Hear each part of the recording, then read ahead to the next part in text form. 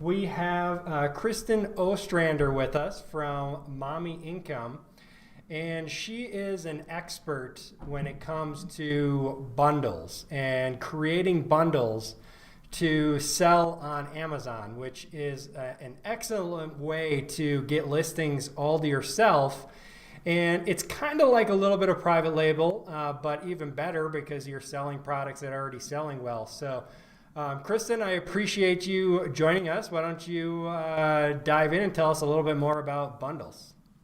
Certainly. So, well, thank you so much for having me, by the way. I really appreciate that. So, I like to explain what wholesale bundles are in I want to call it is like poor man's private label. So, there's a lot of people that, with bundling, it's like the road between straight up wholesale and doing a lot of volume and things like that, and investing in the time and energy and money and usually imports that it comes from private label. So it's kind of the match made in heaven between the two. It's not, you protect people, you protect your listings by not having a bunch of people hijack and jump on because you're creating a new unique bundle in a listing, but also you're not reinventing the wheel by trying to create your own product and break through the marketplace with something that's brand new. You're actually just using products that you're purchasing straight up from wholesale and creating what I consider gift packs or accessory kits or any sort of kit or pack or more than one item. So 2 to 5 items. I consider 5 items about the sweet spot,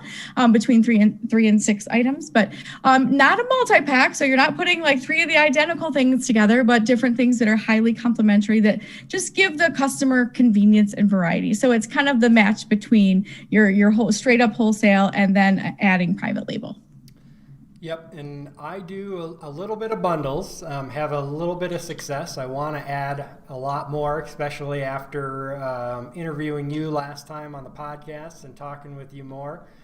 I think it's a really great way for people, like you said, to get started at not a lot of money, and you can really launch your own product and have the buy box all to yourself, unlike wholesale, which is excellent as well, but a lot of times we're competing with 1, 2, 5, 10, 50 other sellers, and in bundles, thankfully, we don't have to worry about that.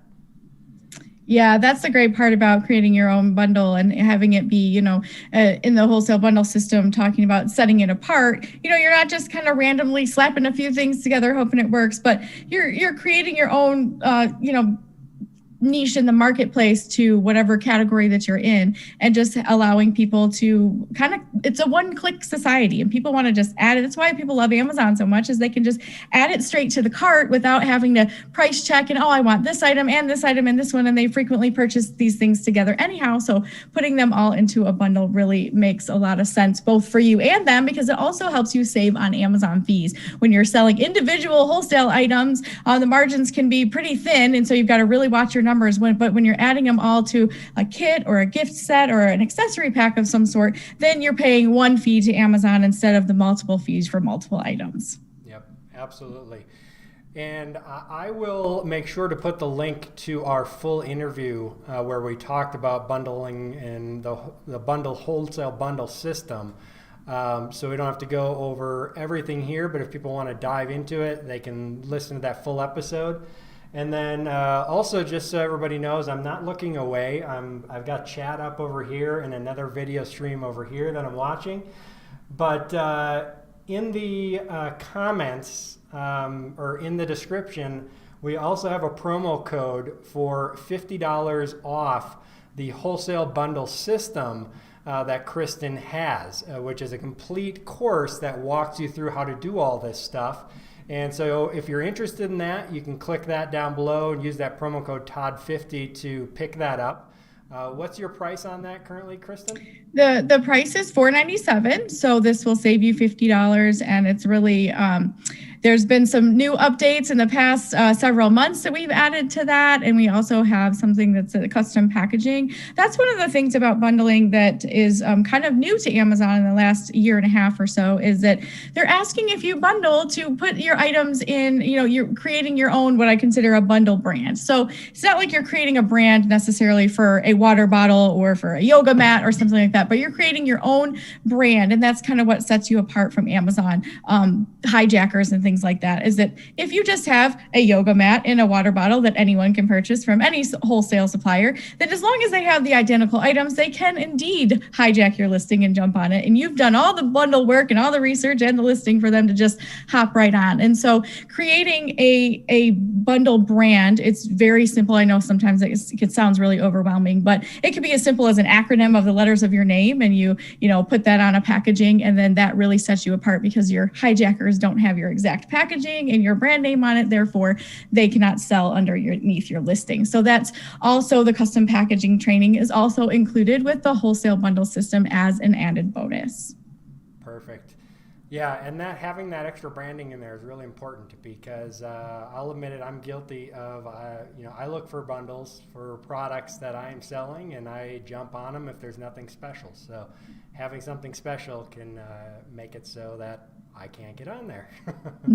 Well, and that there's no shame in that. We've all jumped on, wholesale listings or even retail arbitrage listings, and then even bundles that don't have any sort of brand protection or anything like that on it. So that's always, there's no shame in that. Of course, if there's money to be made and someone else has already done the hard work of putting everything together, as long as you have the identical items, and of course, why not? I say never leave profit on the table. If you find something that's worthy of jumping on, just be nice, play nice, jack up the price, don't take it down. Absolutely. All right, so we've got quite a few people that are watching live here now. A couple questions so far. So if you have any questions, the only way we can answer them is if you throw it in the chat. So I'm not 100% sure where it's going to show up, depending on if you're on desktop or mobile. It might be down below or over to the side. But click on the chat and throw your question in there. So let's go ahead and dive into this first question here from Gallo. And he asks, can you elaborate on the buy box rotation and the new algorithm? So this is a little bit more of a general Amazon wholesale kind of question, but Kristin, do you want to take a shot at that? I think I'll let you take the buy box question. Okay, sounds good. So the buy box is really funky right now ever since, I don't know, it might have started in like October perhaps, maybe September it might have been, but it's been a while now. A lot of us thought it was a bug for a while where people would get like stuck in the buy box. And even if you lower the price a little bit, like a penny or 2 pennies lower like we're used to, you still wouldn't get the buy box. And Amazon has still not really said anything about it. The only thing they've said is that it's not a bug. The buy box is working as intended. So, basically we can just go off of educated guesses as to what is happening. And it seems like there's several different things. Obviously, still price plays a role. If you go significantly cheaper, like 50 cents, 75 cents, $1 cheaper than the person in the buy box, you will grab that buy box, usually regardless of everything else. But what they're also taking into account is that your seller feedback is definitely taken into account, because the more seller feedback you have, the more Amazon knows that you are trustworthy and you're doing a good job. And so they want to protect themselves and make sure that the seller is doing good. So that is some small piece of it. The more seller feedback and the more positive, the better. The more inventory you have as well is a big one. So if you're going up against someone who has 1,000 units of a product and you have 10, then it's going to be a lot harder for you to get the buy box because one, maybe your inventory is not spread out as much, and two, Amazon is just going to trust that person potentially with the more inventory, and so they're going to get the buy box more often than anybody else. Other than that, it's really hard to say exactly what else is going into the buy box, but those are the two big ones that I've seen that play a role. Have you seen anything I did more notice. Than that, Kristin? Yeah, I did notice too with the buy box that location has something to do with it. And so when what has been filtered in, from sources I've picked all over the place, and different experts have been talking about the location of the items.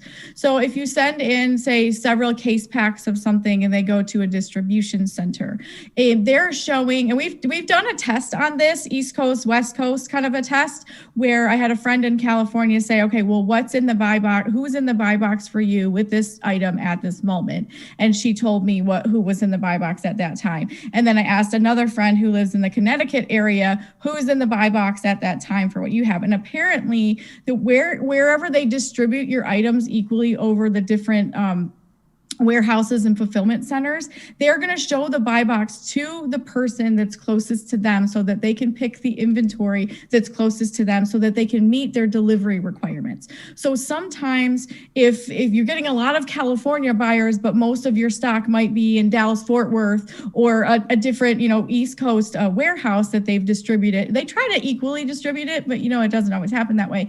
Then they're really trying to get that item to that customer as fast as possible. So the person that's in the buy box has nothing to do with price. It has more to do with location and the speed of delivery. And so that's Amazon's biggest snafu right now, is the speed of delivery. And so they want to get people their items in the 2 days promised. Otherwise, they have to start refunding and all the different things. And so that might have something to do with it. So don't kick yourself or lower your price to the point where you're losing money just because you're not in the buy box at the moment, because maybe in the middle of the night, Amazon will show it to somebody who's closer to your inventory, and you will make sales. If there's a significant difference, I might reach out to Amazon and just ask them why there's such a percentage of difference. If they're maybe only sharing the buy box with one other person, you should have a good 60-40 going on at least. If you see a little bit of a significant decline, then of course you could reach out and ask them, but you'll probably get the same canned answer we always get. Hi, the buy box is just fine. We don't know why you're having problems. Yep, pretty much. And that's where inventory really does come into play, because again, if you have 1,000 units, Amazon can spread those units across the United States a lot more, where if you only have 10, they're probably just going to keep them in one location, and you're going to get the buy box when someone is near that location more likely. In fact, I use the repricer sellersnap.io, and it is smart enough to know that there's multiple buy boxes, right? Depending on where you are in the country. And so I have lots of products where I will get the sale at $2, $3, $4, $5 more than if I go and look at it, what the buy box is showing me, because it's getting me the buy box in different areas around the country and getting me those sales. Awesome. There's some really good bundle questions here in the YouTube chat. Let me answer this one. How do you determine what people are buying together? Is there some sort of software that makes the task easier? No, there's not necessarily a software that makes the task easier. I think there's a couple of people that fiddle around with some Chrome extensions and things like that. But the basic thing you want to be able to see, there's many ways to check what people are buying together. Number one is the frequently purchased together section of the Amazon listing. So if you go to a specific product, and I always tell people, if you're just getting into bundles, go, what has been your best seller over the past 3 months, even if it was a retail arbitrage item that you kind of bought and sold out of, and look at those items and what else people were buying among them. It could be accessories. It could be multiple colors or styles of something. I know that I recently saw table covers, tablecloths for the holidays, and someone who bought one also bought 2 other types of the same size, but different colors. So looking at the frequently purchased together, but that is not always the case. Another case would be to read reviews on your top selling item, because your customers will tell you exactly what they want within that. So they'll tell you, oh, I wish this came with this, or I wish this came with this, or can you sell it in a 2-pack, or things like that. And so taking clues from customers that are there would be super helpful to do that. Yep, absolutely. All right, we've got another question here from Noelle. She asks, how do you go about deciding how much to price your bundle? Do you do any keyword research with this strategy, PPC? So keyword research, I'm sorry, can you repeat the last half of that question, or just read it again for me? Sure. How do you go about deciding how much to price your bundle? So the pricing Okay. is the first one. And then do you do any keyword research with the strategy and PPC, things like that? Oh, for sure. Okay. One at a time. Okay. So how do you decide to price your bundle? First of all, people are remembering what platform you're on. And when you're on Amazon, you have a different customer base than you would say eBay or Walmart or some other places. I'm not saying Amazon shoppers aren't savvy. Of course, we all like to be savvy shoppers, but honestly, what's most important to your Amazon customer is time versus money. So most of them will generally pay a bit of a premium for something that they want because they know they can get delivered in 2 days. They don't have to hunt for it at stores. And if you're putting it in a bundle, you're already saving your customer time because you've put together 3 things, 4 things, 5 things that they're already buying anyway. So if you think about, those table covers that we talked about a minute ago, that person's already not shopping around for all those things. You're giving them a variety pack as it is. Maybe it's a seasonal variety pack of table covers. Maybe they have multiple parties. I don't know. That's the thing. So making sure that you do not have to price your items at the items that the single unit items are selling for. So each of those table covers, say it's a 3-pack and you put 3 different colors in there. Each of them might be selling for $15 by itself. So you do not have to price your item at $45 or below. Now, you can, as a strategy, to try and get a little bit more visibility to your listing, or just, if you're making the margin that you want to make, you certainly can do that. But your customers will also pay a premium and say thank you with their dollar bills when you add a bundle together that's something that they don't have to shop around for. So my rule of thumb is to always start 20% higher than maybe the single unit items sell for, and then you can adjust your price going on. I had a client I was working with, and she built this amazing bundle. They're called Beat the Boredom boxes. So if you guys want to go check out Beat the Boredom box, they are fantastic.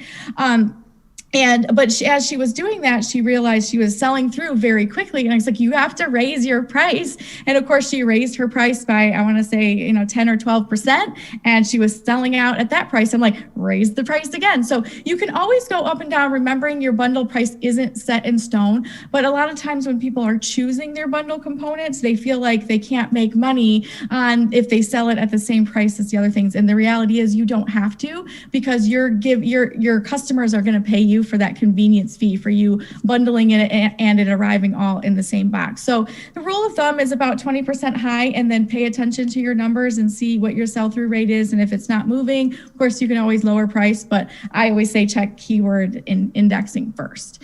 The next question was about keywords. She says, do you do any keyword research with this strategy? Oh, of course, that everything I do is based on keyword research. Mm-hmm. And so doing the keyword research, my favorite tool to use is Merchant Words, and mommy income people get a significant fun discount from Merchant Words. So make sure you check out Merchant Words if you're not familiar with that. You can also use services like Helium 10 or whatever service you might have. Usually will have some sort of keyword research plan. I prefer Merchant Words for keyword research specifically because the numbers are very straightforward. So there's a 12-step process in the wholesale bundle system. This is the framework that we use, and this is the framework I created and use. And this is the entire thing is based on your research and whether or not your item has the proper, your bundle items have the proper supply and demand, and what kind of components you want to put in there. There's even one of the steps is actually investing and calculating and setting your price. And there's all kinds of things to help you with that. But the keywords are the most important thing. And I tend to pride myself on non-PPC listing and organic, and starting right out of the gate of busting into a niche or a specific product line that I've combined things together and organically getting the searches before you have to put PPC on them. If you're doing proper keyword research, you'll have to spend very, very little, if nothing at all, on PPC. I don't actually even put PPC on my listings unless they're not performing at all within the first 30 days. So yeah, I bite my nails for 30 days, but oftentimes when my bundles hit the warehouse, they're selling within a day or two. As soon as Amazon picks up on those keywords, like, oh, this is it. And so I tend to wear that as a badge of honor, that I don't have to spend a ton on PPC in order to get these listings to move. Very nice. Yeah, that is awesome, because that's not something you can do with private label, not even a little bit. So if you can get a product selling without running any PPC or launching or anything, So you don't do any kind of like early reviewer program or Vine program to get reviews either? None, All none right. whatsoever. Very nice. Very What nice. I like to do to get my listings moving is really focusing on specific direct keywords. I think many people think that because you have X amount of space that you need to fill that space with every single word and phrase that you can possibly imagine. But what I've learned over time is that simple is better. And if you're literally selling, describing your items and the size, shape, attributes, you know how many times I see a listing on Amazon that does not have the measurements of the product that's there, especially a furniture item. Like if that's you, please stop doing that. Putting measurements in, putting your attributes in. And those are the things that people are searching for. And specifically when it comes to keywords, using the buyer words. We all like to use these fun, fancy seller words when really your customers are typing in cute tablecloth for Christmas. They're not necessarily typing in, the entire, title that you would want them to type in. They're maybe just browsing. So think like a buyer and write your listing like a buyer. Yep. 100%. Very frustrating when you're trying to buy something. It doesn't give you the information that you need, for sure. So always put as much as possible in there. All right. Next question here from Wicked. I missed the first part of the chat. Sorry if you led with this. How do you create a bundle on Amazon? Is it the same process for wholesale and private label sellers? Okay, so how do you create a bundle? Is it the same process as like putting up a private label product? I don't think it is.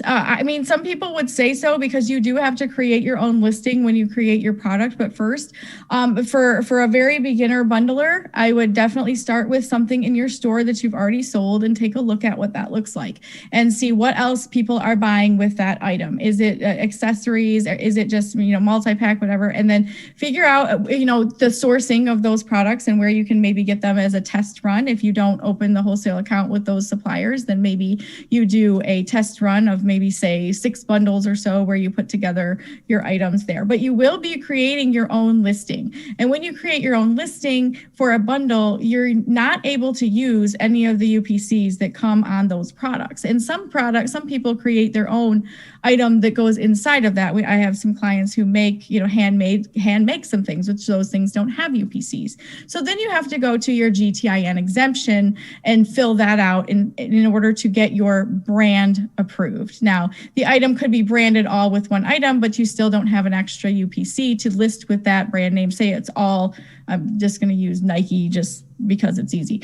It's a well-known brand, everybody knows. But if you're creating a Nike bundle, say of 3 pairs of Nike socks, and they were all Nike socks, but those socks are all sold individually, you cannot use one of the UPCs on those individual socks in order to sell that bundle. So you're going to need a UPC. Well, good luck getting Nike to get you your own UPC code to list theirs on Amazon. So then you would have to request a GTIN exemption. And don't do this for Nike because you won't get approved.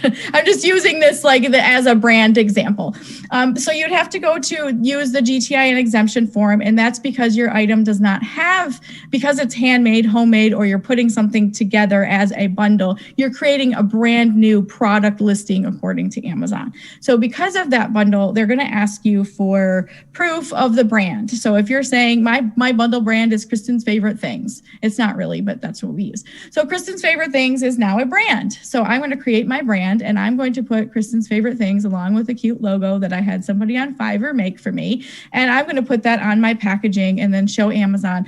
This comes in a completely new box. This is Kristin's Favorite Things brand. I do not have to have UPC codes to get my brand approved on Amazon, but you do have to have your own custom packaging. And their major rule about the custom packaging is that it can't be a stamp or a sticker on a box. They want you to print something so that you're professional enough to have a brand that you've had printed, whether it's a printed poly bag or it's a printed box of some sort that has your made up brand on it. Yes, you can make up your own brand, make sure nobody else has it taken someplace.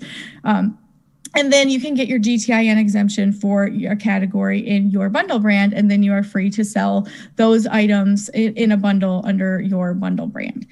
So that's kind of the short answer of how you kind of do that. But it is very much creating your own listing, and that's on purpose because you don't want other people to be hijacking your listings and all of your hard work. Yep. So it's pretty much like a combination. You're creating a brand new listing like private label, but you're finding your products like you would in the wholesale world and then putting them together to create your own product. Perfect. All right, so we've got the next question here from Amir. If I bundle my branded product with other wholesale brands, then what will we write in the brand option during listing creation? Sorry, I was answering this question here. Okay, so I can't see the questions or wherever you're getting them from. So I'm like, oh, I'm sorry, I need to process that again. So one more time. So if I bundle my branded product with other wholesale brands, then what will we write in brand options during listing creation? So basically, what will we put as the brand if we're bundling other brands' products? Certainly. So according to Amazon's rules, you're supposed to brand your bundle according to the highest priced item in the bundle.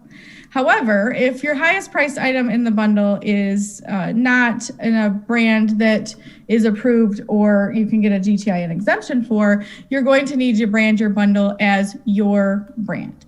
So here's the biggest mythbusters here about bundling is that everyone seems to think you have to bundle top brand name items together in order for somebody to find your item. When 9 out of 10 times when people are searching for items that I don't mean generic, I just mean items like your HDMI cord or office supplies or, things like that people buy every single day all the time, and they're not necessarily typing in the actual brand of that item.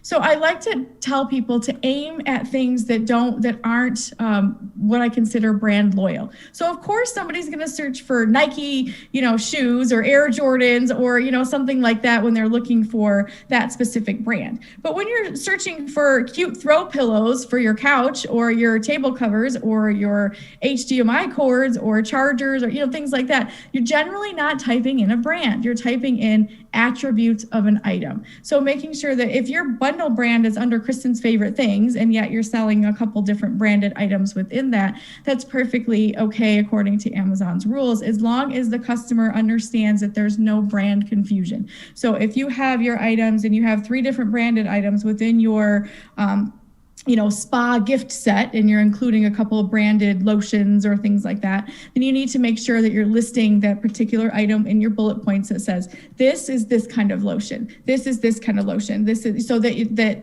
each individual item is called out in your bullet point so the customer understands what branded items they're getting and what they're not. I tend to steer clear of branded items in general because I've done so much better without them, doing different home decor products or things like that. So it's one of the things that just to pay attention to when it comes to branded items is that when you're bundling, take a look at things that are a little less branded and more generic so that you can, and when I say generic, I just mean, something that people aren't brand loyal to, they're just typing in the search in Amazon. There's millions and millions and millions of products, and it's just easier to do it that way. If you do it with branded items, it's possible. It's just more difficult because Amazon's going to give you a couple different error codes that you have to work through, and that might take you some time to get through those hurdles. All right, perfect. And he has another question here, kind of add on to that. If I'm already selling a product of the brand, do I need to get permission from the brand to create the bundle listing? As long as it's not a restricted brand or they don't allow Amazon sellers for whatever reason, your results may vary on that. So there's some vendors that don't allow third-party sellers at all, and bundling is no exception. So if they don't allow third-party sellers on Amazon, or they have, what we've incurred. I just got back from the Dallas Market Center, Dallas Home and Gift Show from wholesalers and met with many vendors. And there's some that absolutely do not allow any third-party Amazon sellers at all. So don't try to backdoor their brand and try to get it into your bundle without their permission. However, if it's not a restricted brand on Amazon and they don't have any rules about whether or not you can list on Amazon, then certainly you can put it in a bundle. You don't have to ask every single vendor for permission to be able to do that, as long as you're representing their brand the way that you ought to. So if you're creating if you have a branded item in your listing and that brand is particular about their brand and they want to make sure that it's called out and they police it heavily. I'll give you an example. One of those would be like White Mountain Puzzles. So White Mountain Puzzles they have a restricted brand on Amazon and they're very particular about how their brand is represented, and they don't want people, you need permission to list their items. And if they saw that you had their brand in your bundle and it wasn't called out in the way it should be, they would be after you. And so making sure you know kind of the rules of the vendors that you're looking at and how you're representing their brand in such a way that you're not trying to skirt around the rules. Do everything on the up and up because you're not risking your account that way. Absolutely. All right. The next question here from Tycoon. He says, if English is my second language, creating the listing might be an issue. Will your course help him in any way with creating the listing? So there's a whole listing creation document and template in the wholesale bundle system. It's in module 3, and in module 3, there's an entire, we talk all about how to create your listing and how to use the proper listing tactics and how to get your keywords and everything else. There's a bit of creative license there as well, because you have to be able to fill in the gaps. We're not writing listings for you. You have to kind of use your product and use your best judgment to that. But we have included transcripts and video where you can slow it down or speed it up, and use closed captioning to be able to learn the whole process if English is your second language. We have many international customers and listeners that really appreciate the step-by-step video that we give in the wholesale bundle system. So give it a try and see what you think. And the transcripts I find are very helpful as well, because if you're struggling to understand, then you can read and reread the transcripts of each video. Yep, and Grammarly is really helpful as well. It's a free service. You can just paste in whatever you're going to use for your content, and it does a pretty decent job at making sure it's proper English and your grammar is correct. So definitely check that out as well. All right, this one from Kristin Stone. Can you give an example of the types of words to add to the back-end search term bar? I always struggle with what goes there since I've used the top keywords in the title, description, and keywords already.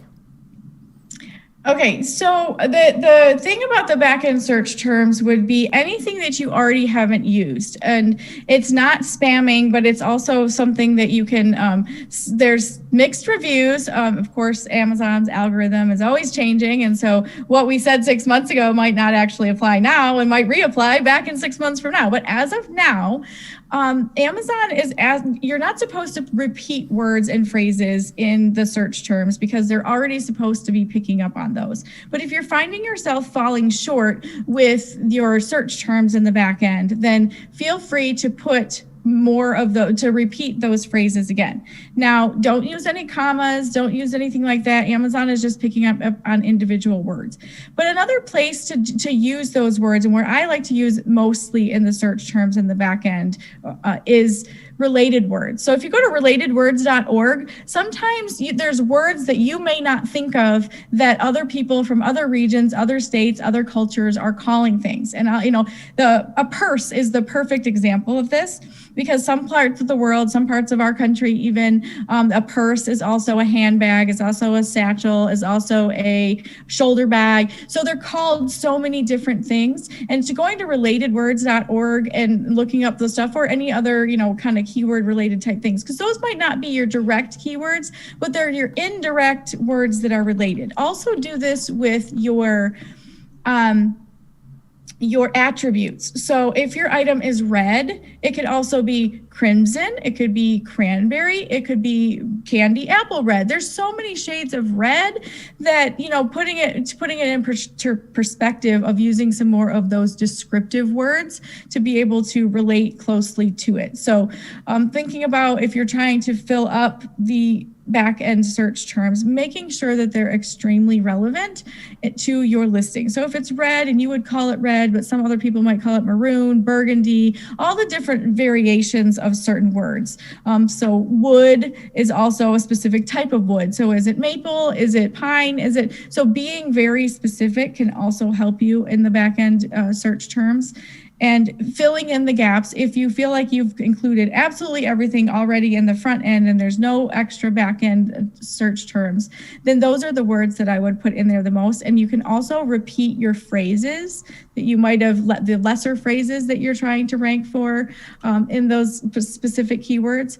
I also like to put in, I know this is kind of a weird strategy, but it's also just an index checker, is some random index checking word.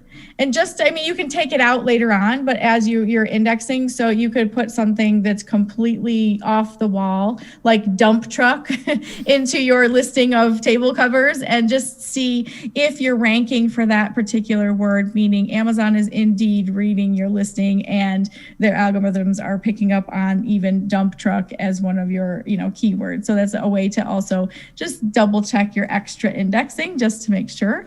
So that's always kind of a little trick. And you can go back in and delete it after a while, but just making sure that you look at the those types of things. Nice. That's a good tip. And I don't know if you mentioned it, misspellings of the words. Oh, yeah, that's always an option. Yep. One of the things that I've seen too is, you know, like the alternative spellings to things, especially if you have some sort of artist's name or something like that. Like the name Carrie, for example, is spelled so many different ways: Kari, Keri, Kerrie. And if someone knows the name is Cary Grant, but they don't know how to spell Carrie in that way, then they're going to search whatever familiar Carrie that they're looking for. And you want to make sure that you're kind of getting in there as well. You don't have to pluralize anything, but INGs or suffixes or prefixes are not picked up by a singular or plural. So you want to, if you're using the word theme, then themed with the ED is also something to add into your listing, because Amazon will not automatically do that, but they will automatically do a plural. So making sure that you're used running will not be automatically added. So making sure that you're kind of covering all the different prefixes and suffixes as well in your search terms. Yeah, and sometimes you'd be really surprised on misspellings. I use a tool called Scope from Cellular Labs, I believe it is. And sometimes the misspellings of words is pretty crazy. So you want to kind of look some of that stuff up and include some of those more common misspellings. And as I believe you mentioned in the beginning, but I think you can reiterate it, make sure not to repeat the keywords. So you wouldn't do red bag, leather bag, blue bag, because you don't need bag 3 times. So you could just do red, blue, leather, bag, and it would pick up on any combination of those keywords. Right. Yeah, definitely don't want to continue repeating the same exact words over and over, but sometimes the phrasing also helps. That even was a tip I received from Helium 10 as far as getting something to index. And if you're not getting something to index, especially for some of the major words, then you want to make sure that you're putting the phrases in multiple places, like the bullets and the description and perhaps the back end, just to make sure that it's indexing for those particular things. So testing your listing is always a great idea. Yep, absolutely. I think we may have, YouTube might have split the feed. So I'm just looking in my live section here and it shows 2 versions of the show now. So hopefully people will make their way over here if they are not hearing us any longer. But it looks like maybe it disconnected and reconnected for a moment. But I've still got chat questions coming in and people saying thank you. So on the feed that I'm looking at, I know it's working.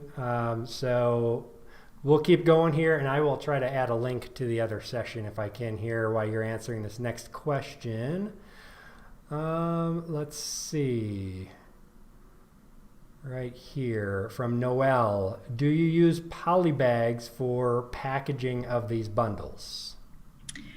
So it depends on what you're bundling. I know that using packing, I'm trying to get my example here. I always have one in my drawer. I've fallen over before. So sometimes you can use things like this. So this is Mommy Income's branded poly bag. And if your items fit in a poly bag and you can have it branded like this, that's always a great idea to be able to do that. mommyincome.com/sticker mule and you'll get $10 free. This is where I got this printed from. They came in about 7 days. So if this lends itself to the bundle that you're creating, then absolutely yes, go with a poly bag. But the other side of that is also protecting of your items. Amazon is not careful, UPS is not careful, and the post office is not careful with your items. So making sure that it's going to actually pass a test for the drop test or anything else that's in it. So if it doesn't lend itself to a actual poly bag, then I would definitely use a box. And there's plenty of box companies that can create your packaging for you. I know that I did it in about an hour with the logo that I had, and it was able to get some custom boxes made and complete the order and things like that. And they don't have to be expensive. If you're going to be selling a very big, large item, they're going to get a little bit more costly there, but smaller boxes. You can also you can also just bundle them in regular boxes if you're not doing like a bundle brand, and you don't have to have your own branding on anything like that. If you're just bundling something that's kind of generic and Amazon's not asking you for branding information and things like that, then, a regular poly bag or a regular box from, Uline or the Boxery or even wherever people are buying them on Amazon, whatever the case may be for that might be something. So make sure that you check that out. Yes, and I use Sticker Mule to have some bags made for myself, and it was super smooth and slick, really easy to do, so I definitely would recommend them. All right, so next question here from Idean. Hopefully I'm saying that right. Hey, I'm wondering when you should be afraid of selling a certain brand in the cologne category. I have authorized distributors selling me these brands, and I practice the wholesale model. So should he be afraid of selling branded cologne is the question. Any thoughts on that? So I'm not sure about that particular category. I have never sold anything in cologne, but if you are an authorized distributor or if you've been authorized to sell, then Amazon should be able to approve that for you, no problem. So making sure that, like, if they ask you for invoices, that you have your legitimate invoices, you shouldn't have a problem at all with that.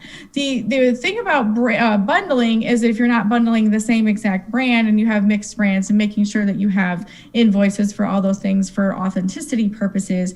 But I'm thinking about, like if you would do like a gift basket, say for like men's cologne, and you've got one particular brand of cologne in there, but you're also using some other branded items to kind of make this man gift set or whatever it is that you're making, then certainly that would be allowed because you have your authorization already. So you wouldn't need to have to go through the hoops on that. And then your bundle brand could actually be, your name or whatever bundle you came up with. So if I was doing that for women's perfume, for example, I would do Kristin's favorite things or Kristin's gift baskets. And then in the gift basket, I might have, the Calvin Klein, perfume, but I also might have lotion that's made from a different company and, all these different spa things together. And so then the actual brand would be my brand, but then I'm using these items within that. And as long as there's proof of authenticity coming down the supply chain, you should be fine. If it's a very high-end brand, I would just make sure that your authenticity is, up and up, and that you have all of your duckies in a row when it comes to that. Yeah, 100%. And just because you're buying from a distributor does not necessarily mean that the brand will be happy that you're selling. So if you're selling the individual products and you're not getting any kind of IP infringement complaints or people upset with you, you'll probably be fine with the bundle. But it's one of those things that sometimes you just have to test and see what happens. If If they say they don't want you doing that, then you're gonna have to clear out of the product and find something else. But the good thing is, if you have those legit invoices, you shouldn't have any trouble clearing IP complaints and all that good stuff. All right, let's see. From Marissal. If I am approved for G10 exemption in groceries, do I still need to buy a UPC code? No, that's a great thing about GTI and exemption is if you're getting a GTI and exemption with a specific brand or a specific category, they used to do it category wide, and now sometimes it's actually by ASIN. So it just depends on what particular category or ASIN you're in. It will depend. I mean, some categories they do ASIN level GTINs, but then there's mostly category GTIN. So if you already have a GTIN for the grocery category, you should be able to list under your GTIN when it picks the product ID. When you're putting your listing in, you pick GTIN and you should be all set with that. So usually it's kind of a one and done. Once you get your exemption approval, then you're able to just continue listing with those particular things. Yep, 100%. And Idian just has a couple other questions here that I can answer real quick. And by the way, I am in the proper feed now, so now I can see what you were seeing. I was on that split feed, what you were talking about before, and so I was seeing people going, I can't see, I can't hear. And so now I can see the questions so that you don't have to keep rereading them to me. Okay, good. Oh, sorry about that. The feed is going over there on a second one though, huh? Mm-hmm. Okay. It was. I mean, there was no video. It was just people were chatting and it seemed like they could hear for a time and then nothing. So hopefully they can make their way over here. I clicked the live that you put on there, so everything's going to be fine. Yeah, technology is fun.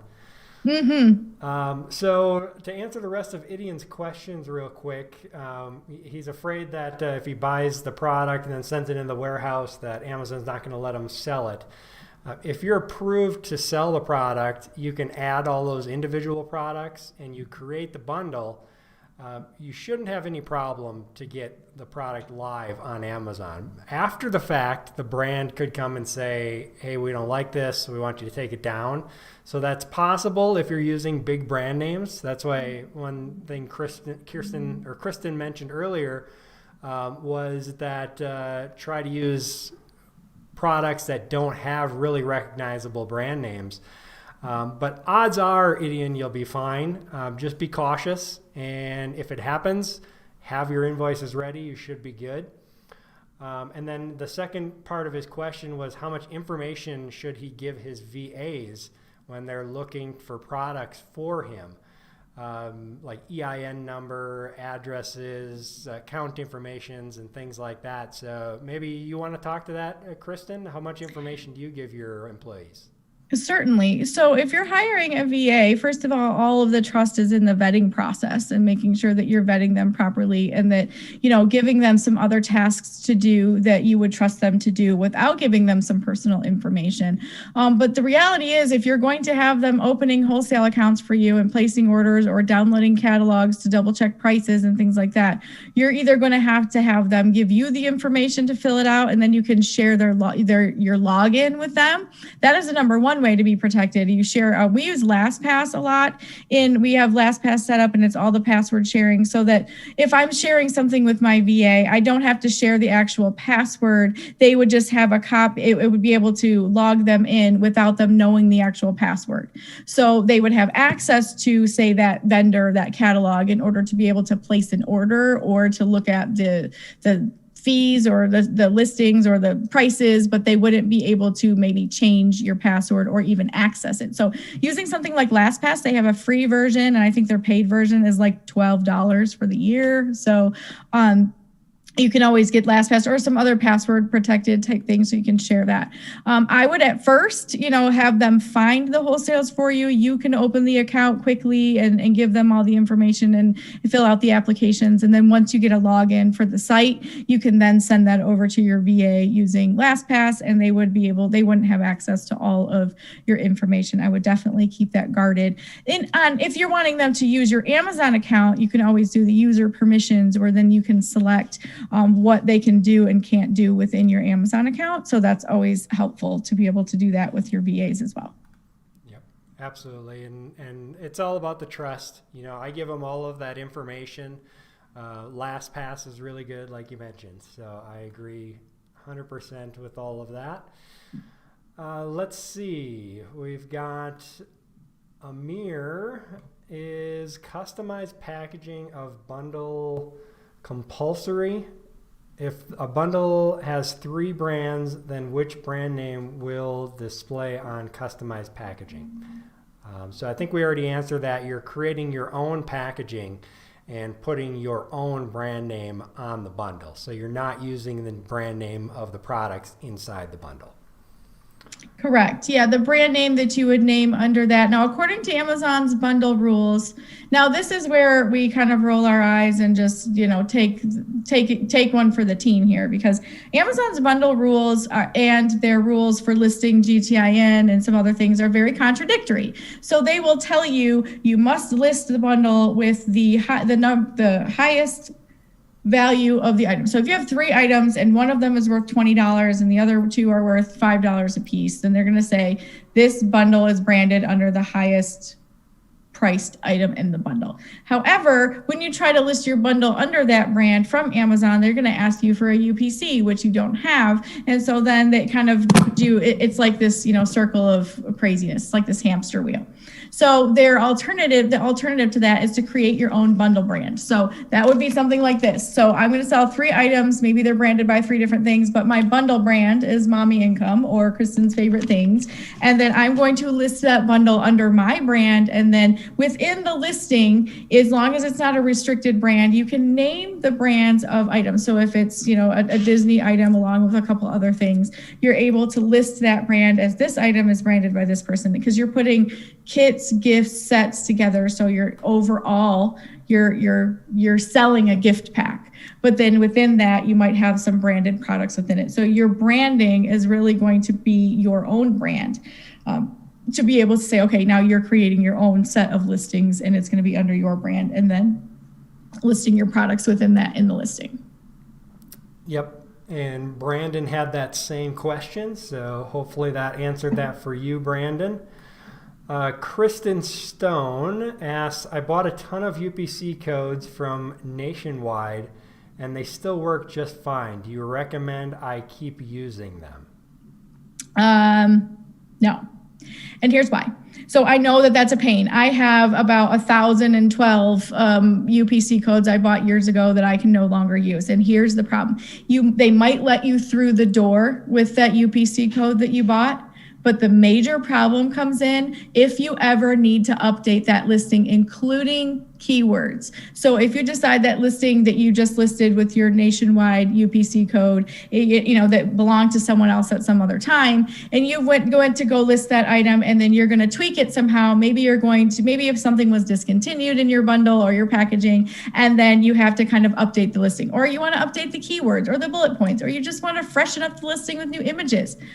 The problem comes in when they say, oh, this listing gives you a 5665 error code because the listing doesn't match the UPC code that the brand is registered to, and now they want proof.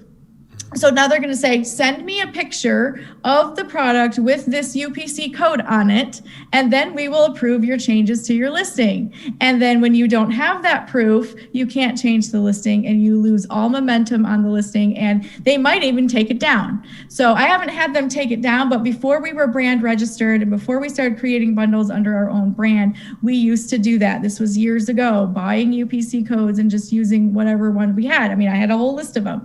And then we figured out the problem as they started changing UPC rules and GS1 certified rules and things like that. Here's the biggest trick. If you really want to purchase UPC codes, and you want to just use those instead of, you're still going to have some sort of proof on the box with it. But you don't have to buy them from GS1 US. You can buy them from GS1.UK.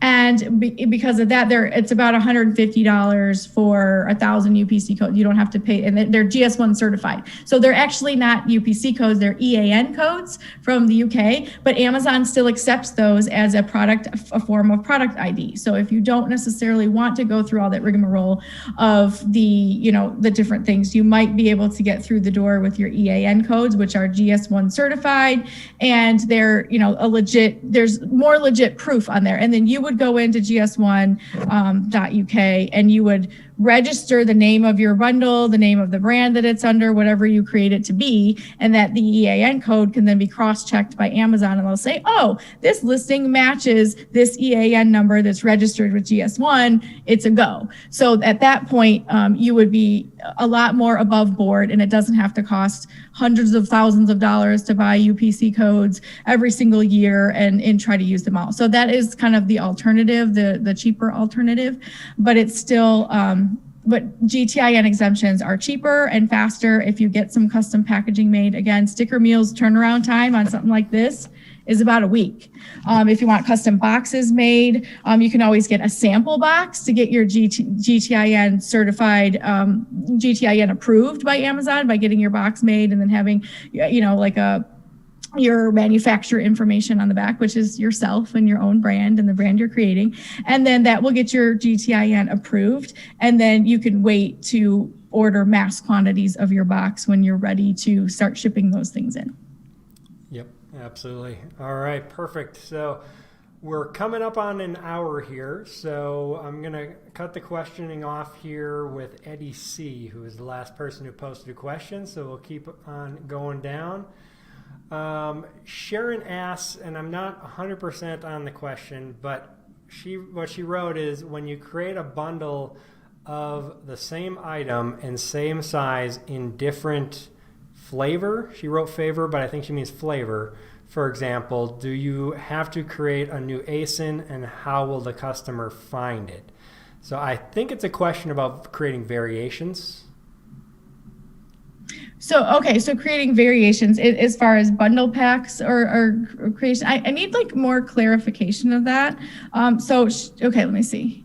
When you create a bundle of the same item and the same size and different flavors, for example, do you have to create a new ASIN? Okay, now I get it. So with that, if you do a variation listing, it depends on the category. So if you're able to create a variation listing and say you're doing granola bars and you've got a variety pack of, the fruit flavors over here, and then variety pack with some chocolate chip and peanut butter and things like that over here, you can create a variation listing for that, and they can still be bundles in separate variations. I actually do that quite a bit. I've also done a lot of variation listings that we're starting to do more variation listings. I'm a data nerd, so it's really hard for me to do variations because I want exact data on exact bundles selling rather than, an overall sales rank for the whole bundle, but then you've got small, medium, large, then which one's selling the best. So I've always tended to separate them. But for time and things like that, I'm going to try to do small, medium, large on the same listing. It's just going to depend on the category that you're in. I did want to answer one more question here as far as Brandon had asked, do you trademark your name and then apply for brand registry for your bundles? I 100% highly recommend that. Yes, indeed. I have done that. I'm working on my second trademark as we speak. I think that is the holy grail of being on Amazon, with number one, without dealing with a ton of hijackers, but also they give you so much more protection. They give you so much more leeway. You can put, when you have brand registry, you can put videos on your listings. You can put so much more on there, and they give you direct brand analytics. They give you direct competitors. They give you stuff that you pay for, like on Helium 10 and stuff like that, for free on Amazon when you have brand registry. And so when you're looking at all your analytics and you're able to add brands, and once you're brand registered and you have your account, you can register multiple brands with Amazon as long as you have that trademark. So I have a training on that as well in Mommy Income for applying for and starting your trademark and things like that. If you want to do it yourself, I've done it myself a couple times, and a couple times I've had to invoke the lawyer because I'm not one and don't understand all the legalese, and I actually prefer the lawyer route now that I've done both. One was approved, do it yourself by myself, and the other one, a couple other ones, I've had to have a lawyer's input because the U.S. government is finicky about trademarks and making sure that you've got all the duckies in a row. But yes, I 100% highly recommend that. The IP Accelerator program that Amazon has, I think they might have put it on hold, but they do have a way. If you go to IP Accelerator, they have approved lawyers and firms that they use to get your trademark approved. Our personal best that we've dealt with a lot of my clients is Ideal Legal. legal. They've gotten people to get trademarks started and brand registry started on Amazon for less than $1,000, which I think is a screaming deal. And so making sure that you pay attention to that. We also have a trademark lawyer coming up on our podcast episodes in a couple months. So stay tuned for that as well, because lots of great information in that episode. Yep, 100%. And I actually registered my own brand name myself. So it's definitely something you can do yourself if you're comfortable doing that. Having a lawyer is definitely beneficial so you don't mess something up, but it's not too hard. Definitely highly recommended as well. Let's see. Idian says, I'm not trying to make a bundle, just selling their individual products. And that was on the cologne stuff. So yeah, again, there really all you can do is just send the products in and see what happens. Once you're approved and you're good, you could get an IP complaint, but if you have that paperwork that even from a distributor, you should be fine in getting that cleared. And then you have to decide if you want to still sell it or not. Usually I just clearance out and move on to the next product. All right, let's see. From Eddie C. Can you list the main things we need when making a bundle in order to stay compliant with Amazon? Something like example 1, UPC, listing metadata, title, description, etc. Can we bundle up any brand? How do we know which brands to stay away from? Bundles must be the same category. So lots of different questions there. Anything you want to take there? Of course. So, first things first, you don't have to have a UPC. You can have a GTIN exemption for the category. So making sure that you have that. When you go to file a GTIN exemption, they're going to ask you for your custom packaging. And so that's where the bundle brand comes in.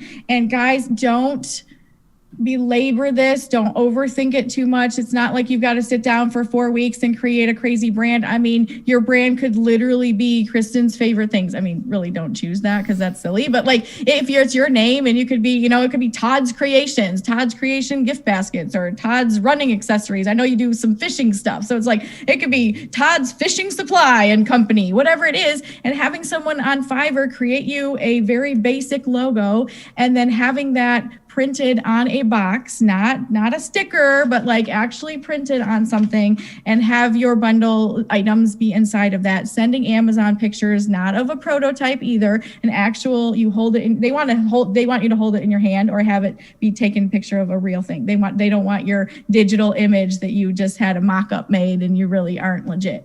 So that's something that you need in order to start bundling. You can bundle multiple brands. Again, I would be careful of that because there's not a grandiose list that Amazon puts out that says you may not create listings for these things. It's just you'll get the error code if you attempt to put in a brand that's restricted or it is not allowed. So unfortunately, I don't have a list to give you to say stay away from these, but chances are if it's a household name and it's very, very well known in the marketplace, you might want to steer clear of some of those items unless you know for sure you can get an account with them and they say Amazon's allowed.